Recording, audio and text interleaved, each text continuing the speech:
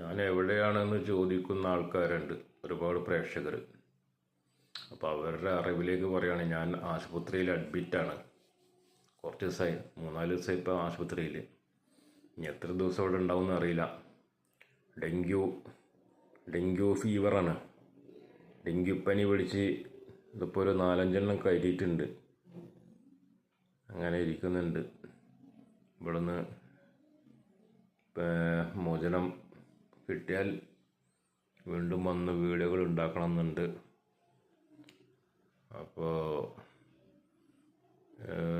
Dengue പനിയാണെന്ന് കണ്ടുപിടിച്ച് തന്നെ കുറച്ച് വൈകിട്ടാണ്. മാറുമെന്ന് പ്രതീക്ഷിക്കുന്നു. ഓക്കെ, ഒരുപാട് വിഷയങ്ങൾ കയ്യിൽ നിന്ന് പോയിക്കൊണ്ടിരിക്കുകയാണ്. ഇ വി എം തട്ടിപ്പിൻ്റെ ഒക്കെ കുറേ സംഗതി ഉണ്ടല്ലോ. അപ്പോൾ അതൊക്കെ ചെയ്യണം ഇനി.